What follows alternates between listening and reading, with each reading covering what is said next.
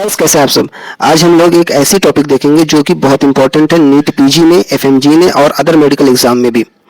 ये पीडिया में हम लोग पढ़ते हैं और बायोकेमिस्ट्री में भी इसको हम देखते हैं। ठीक है, आपके सामने एक फोटो है और नीचे एक सिनेरियो दिया गया है। फोटो ये इतना इंपॉर्टेंट फोटो है कि ये फोटो देखकर ही आपको बता देना होगा कि ये क्या कौन सी बीमारी है। ठीक है, लेकिन साथ में आपको सिनेरियो भी दिया, पढ़ लेते हैं उसको। A person consuming excess maize based diet, बहुत इंपॉर्टेंट लाइन है ये, मेज बेस्ड डाइट। ठीक है, developed stomatitis, glossitis, diarrhoea and lesion. ठीक है, एक पर्सन है जो ऐसी डाइट ले रहा है जो सिर्फ मेज बेस्ड डाइट है। ठीक है, और लेने के बाद उसको स्टोमेटाइटिस भी हो रहा है, ग्लोसाइटिस हो रहा है, डायरिया हो रहा है और लीजन भी पड़ रहे हैं।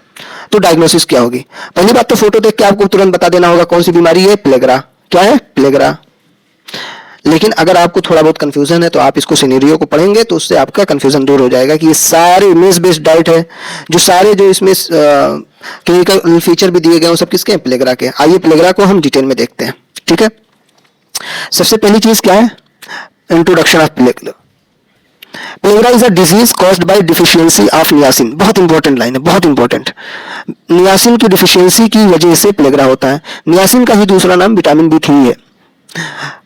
या फिर क्या होता है, देखो, ट्रिप्टोफैन से क्या बनता है? ट्रिप्टोफैन से नियासिन बनता है। ठीक है, B3 जिसको हम बोलते हैं, ट्रिप्टोफैन से B3 बनता है। अगर B3 की कमी है तो क्या हो जाएगा? प्लेगरा। या फिर अगर ट्रिप्टोफैन की कमी है तो B3 भी कम बनेगा। ट्रिप्टोफैन की कमी है तो B3 भी, तो अगर ट्रिप्टोफैन की भी कमी है तो क्या हो जाएगा? प्लेगरा हो जाएगा। तो कहने का मतलब क्या है? B3 की डिफिशियंसी हो या फिर ट्रिप्टोफैन की डिफिशियंसी हो, ठीक है, उसमें होता है। जो लोग कॉर्न बेस्ड डाइट लेते हैं, दूसरी इंपॉर्टेंट लाइन है, जो लोग कॉर्न बेस्ड डाइट लेते हैं उसमें ये ज्यादातर देखा जाता है। और जो माल न्यूट्रिशन के शिकार होते हैं, माल न्यूट्रिशन में क्या होता है? हर एक विटामिन की कमी होती है, लाइक B1 की कमी है, B2 की कमी है, B3 की कमी है, सब विटामिन की कमी होती है। अगर B3 की कमी है तो क्या हो जाएगा? प्लेगरा हो जाएगा। ठीक है, तो माल न्यूट्रिशन में भी देखा जाता है। अब कॉजेस देख लेते हैं, प्लेगरा के कॉजेस क्या है। तो प्राइमरी कॉज देखते हैं। प्राइमरी कॉज क्या है? B3 की कमी, नियासिन की डिफिशियंसी। सेकेंडरी कॉज क्या है? माल एब्जॉर्प्शन डिसऑर्डर, यानी B3 पेशेंट जो है B3 तो ले रहा है, नियासिन तो ले रहा है, लेकिन उसका एब्जॉर्प्शन नहीं हो पा रहा है। जैसे एल्कोहलिक पेशेंट में क्या होता है? B3 अगर लेता भी है तो उसका एब्जॉर्प्शन नहीं हो पाता है। दूसरा, मेडिकेशन अगर चल रही, कोई मेडिसिन चल रही है, जैसे आइसोनियाजिड हो गया, तो उसमें क्या होता है कि B3 का एब्जॉर्प्शन नहीं हो पाता है। पुअर डाइट हो जिसमें B3 हो ही ना।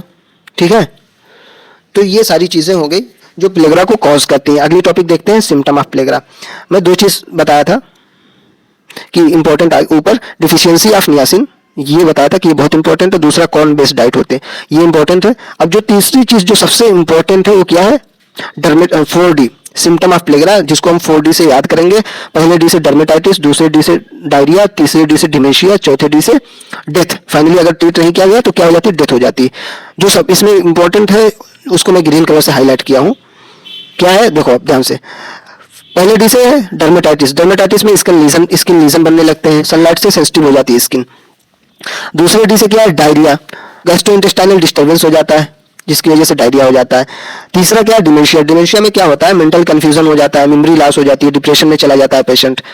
और अगर इन सबको ट्रीट नहीं किया गया तो फाइनली पेशेंट की डेथ भी हो जाती है। चलिए अगली टॉपिक हम देखते हैं, डायग्नोसिस। डायग्नोसिस कैसे बनाएंगे? ये क्लिनिकल फीचर जो है, सिम्टम जो है, ये बहुत इंपॉर्टेंट है। इसी से आपका क्या बनेगा? डायग्नोसिस। ठीक है, क्लिनिकल हिस्ट्री हम लेते हैं, न्यूट्रिशनल असेसमेंट करते हैं कि प्रॉपर तरीके से जो है डाइट ले रहा है या नहीं, और माल न्यूट्रिशन का शिकार तो नहीं है। ठीक है, ये सारी चीज़ें हम देखते हैं। फिजिकल एग्जामिनेशन भी करते हैं, उसमें क्या करेंगे कि हम फिजिकली देखेंगे डर्मेटाइटिस वगैरह तो नहीं है, कोई न्यूरोलॉजिकल सिम्टम तो नहीं है। उसके बाद लास्ट में हम क्या करते हैं? ब्लड टेस्ट भी करते हैं। ब्लड टेस्ट में क्या, किस चीज़ की कमी हो रही थी प्लेगरा में? नियासिन की। तो ब्लड टेस्ट करके हम नियासिन को मेजर करते हैं कि कहीं नियासिन कम तो नहीं है। या फिर अदर जो है न्यूट्रिशनल डिफिशियंसी हम देखते हैं। देखो इसका लास्ट पॉइंट क्या है? ट्रीटमेंट। क्या है? ट्रीटमेंट। ट्रीटमेंट में क्या करते हैं बताओ? किस चीज की कमी किससे क्या नियासिन ये प्लेगरा हो रहा था? आप तुरंत बोलोगे B3। B3 का दूसरा नाम नियासिन। नियासिन की कमी की वजह से क्या हो रहा था? प्लेगरा हो रहा था। तो आप क्या करोगे? नियासिन दे दोगे, नियासिन सप्लीमेंटेशन। ठीक है, नियासिन सप्लीमेंटेशन कर दो। और क्या था, दूसरी कमी क्या थी कि डाइट उसकी बैलेंस नहीं थी, तो बैलेंस डाइट दे दो। ऐसी डाइट जिसमें नियासिन रिच हो, जैसे meat, fish, poultry, fortified grains वगैरह सारी चीज़ें जो आती हैं इसमें नियासिन होते हैं ज़्यादा मात्रा में, जिसकी वजह से जो है नियासिन का एब्जॉर्प्शन नहीं हो पा रहा था, वो चीज़ को आप सही कर दो। जैसे कोई पेशेंट था जो एल्कोहलिक था, जिसकी वजह से क्या हो रहा था, नियासिन का एब्जॉर्प्शन सही से नहीं हो रहा था, जितना होना चाहिए उतना नहीं हो रहा था। तो एल्कोहलिज्म को बोलो, एल्कोहलिक पेशेंट को बोलो कि भाई एल्कोहल ज़्यादा ना ले, एल्कोहल ना ले। ठीक है, फिर ये टॉपिक कंप्लीट हुई। बहुत इंपॉर्टेंट टॉपिक है, इसका जो मैंने ग्रीन कलर से हाईलाइट किया उसको जरूर से याद रखना। ये 4D याद रखना, deficiency of niacin, corn based diet, ये जरूर से याद रखना, बहुत इंपॉर्टेंट है। इसी से आप जो है डायग्नोसिस बना लोगे और ट्रीटमेंट भी कर सकते हो इसका। और ये फोटो 100% याद रखना, फोटो देख के ही बता देना कि ये प्लेग रहा है।